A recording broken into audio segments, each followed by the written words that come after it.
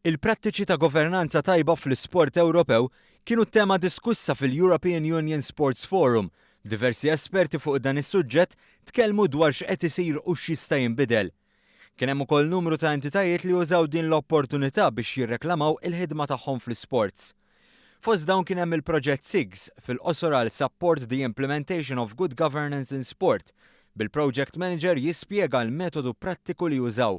So for us, self-evaluation was step number one, and then through a whole methodology of where certain strengths and weaknesses are assessed, organizations get the possibility to work specifically on selected weaknesses, and they get a customized action plan with concrete guidance, examples of how other organizations have implemented, and so on. Il-proġett SIGS jiffoka fuq 4 prinċipji: l-integrità, l-awtonomija u l-kontabilta, it-trasparenza u d-demokrazija, l-inklusività u l-parteċipazzjoni.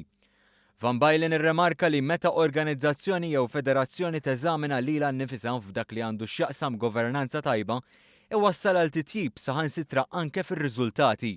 And we try to provide this message that if you have really solid governance structures, if you have a clear vision of where you would like to go, you can save resources, you can be more efficient, you can have more supporting results, and this is a message I think which really sticks to sport organizations. Attendew ukoll il-Kummissarju Ewropew għall-Isports Tibor Navracsics u s-Segretarju Parlamentari għall-Isport Chris Sajus li tkellem dwar l-importanza ta' dan l-istess forum. Bħala pajjiż għandna x'nitalmu u fil-fatt dawn l-idejat ikunu jistgħu jitqasmu anke dak li qed isir f'pajjiżna x'tajjeb li ngħidu li anke f'pajjiżna fejn nidħol good governance aħna għamilna ħafna progress. Semma wkoll li bħalissa f'Malta għaddejjin diskussjonijiet ħajja sabiex tiġi fis-seħħ liġi li bija tkun miġġielda l-korruzzjoni fl-isports.